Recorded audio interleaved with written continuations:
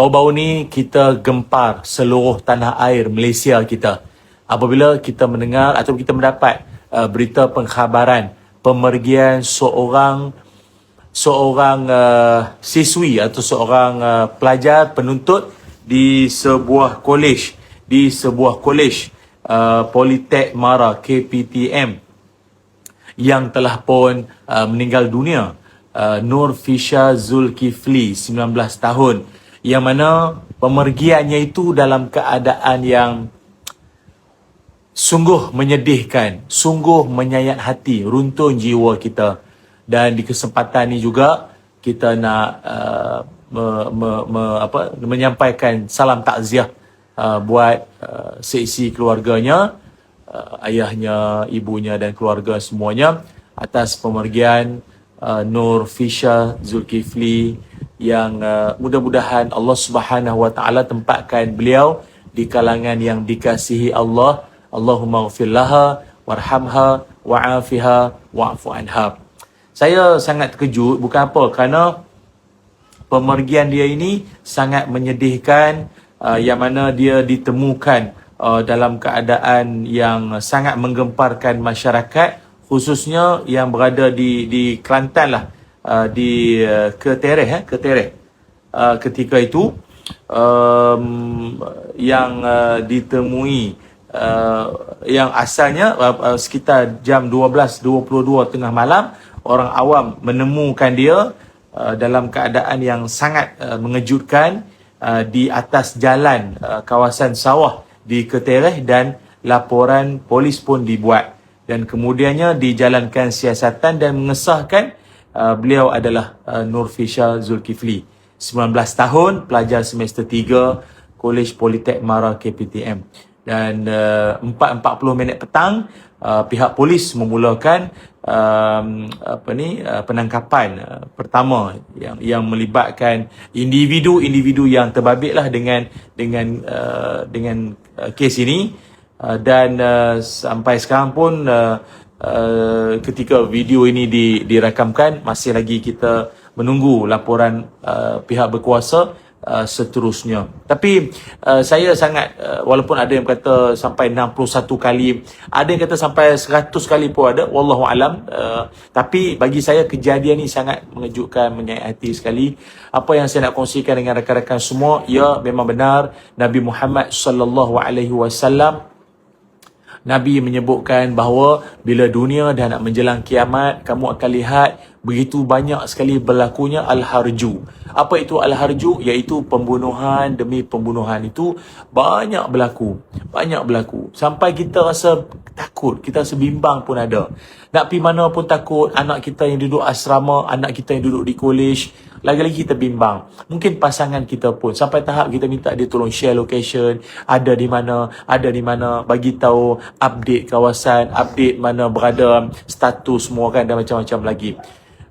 Sahabat-sahabat yang dirahmati Allah sekalian, satu bab yang saya nak kongsikan, ya, anak-anak muda di luar sana, walaupun kadang-kadang rasa mungkin diri itu tertipu, atau kalau mungkin rasa diri itu tak dihargai, ataupun rasa diri itu seolah-olah macam dipermainkan. Ketika itu jangan pernah rasa bahawa dunia ni kelam, dunia ni dah macam tak ada harapan, dunia ni seolah-olah macam menzalimi diri sendiri atau menzalimi aku. Kan dia mungkin dia kata apa, dia mentaliti mangsa, play victim dan macam-macam lagi. Jangan begitu.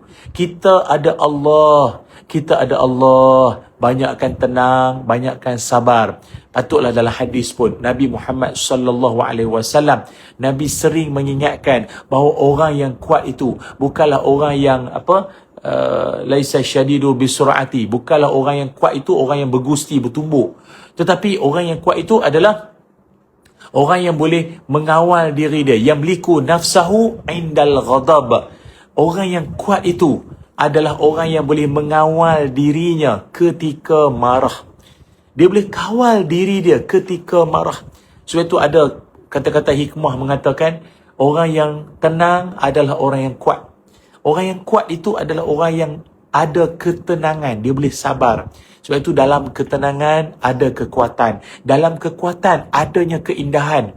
Kalau dia tak boleh mampu mengawal kemarahan, dia dah tak mampu lagi tahan sabar, maka ketika itulah kelemahan dia akan terzahir. Lemahnya itu ataupun dia punya kelemahan dia itu akan terzahir pada ketika itu, dan masa itulah macam-macam perkara-perkara yang di luar akal fikiran kita ataupun benda yang di luar logik akal manusia boleh berlaku. Samalah macam kes-kes yang sebelum-sebelum ni pun diperlakukan terhadap individu tersebut dalam keadaan yang sangat menyedihkan, sangat menyayat hati, dan kita pun rasa macam manalah manusia boleh tergamak nak buat macam ni. Macam apa yang kau fikir masa kau buat benda-benda ni semua, kan? Sebab itu ada kajian menyebutkan bahawa manusia ni ketika dia marah, ketika marah tu datang, seolah-olah dia punya akal dia tu atau otaknya tu tak berfungsi sepenuhnya. Otak kita ni kan ada bahagian dipanggil sebagai PFC, Prefrontal Cortex, yang mana kalau seseorang itu sedang marah, seolah-olah bahagian PFC tu macam shutdown, darah tak sampai, dan ketika itulah dia akan bertindak seakan-akan orang yang macam tak ada otak ketika itu. Na'udzubillah min zalik. Itu yang macam-macam tindakan dia tu. Sebab itu wahai anak muda di luar sana, saya bila baca laporan berita, usia muda sangatlah, belasan tahun, 19 tahun pun ada, kelam, habis masa depan. Hanya kerana tindakan yang macam ni saja, tindakan yang mampu dia fikir dalam tempoh seminit dua, tetapi menggelapkan terus masa hadapannya. Ya, cerita soal taubat nasuha, kembali pada Allah SWT, itu cerita lain. Tapi alangkah baiknya kalau dia mampu berfikir waras, berfikir matang, berfikir panjang sebelum dia bertindak sedemikian rupa. Ya Allah. Sebab itu saya kongsikan dalam kesempatan ini agar jangan pernah tinggalkan satu doa sangat bagus untuk diamalkan. Doa ini, doa agar Allah Subhanahu Wa Taala kurniakan kita akan petunjuknya, bimbingannya, lebih-lebih lagi ketika kita rasa macam tak mampu nak mengawal kemarahan ataupun sabar kita, seolah macam sampai dekat puncak dah. Apa doa boleh kita baca, iaitu Bismillahirrahmanirrahim. Allahumma habib ilainal iman wa zayyinhu fi qulubina wa karrih ilainal kufr wal fusuq wal isyan waj'alna minar rasyidin. Baca doa tu, Allahumma habib ilainal iman, ya Allah jadikanlah kami ni mencintai akan keimanan, wa zayyinhu fi qulubina, dan jadikan iman itu menghiasi hati-hati kami ya Allah. Wa karih ilainal kufra, dan jadikan kami membenci akan kekufuran.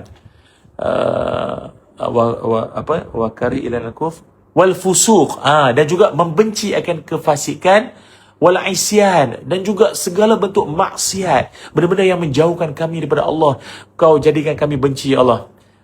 Kan? Dan juga waja'alna minar rasyidin, jadikan kami di kalangan orang-orang yang mendapat petunjuk-Mu ya Allah. Petunjuk tu tak kira apa jua keadaan dan situasi. Ketika kami dalam tenang-tenang pun Kau pandu kami, ketika kami tengah marah pun Kau bimbing kami, pandulah kami ya Allah. Jangan biarkan kami ni dalam keadaan terkontang-kanting tanpa bimbingan-Mu ya Allah. Amin ya rabbal alamin. Okey, mudah-mudahan perkongsian saya ini memberikan manfaat, kesedaran buat kita semua, dan semoga Allah SWT memberikan petunjuk pada kita dan juga generasi muda kesayangan kita pada hari ini dan juga di masa-masa akan datang.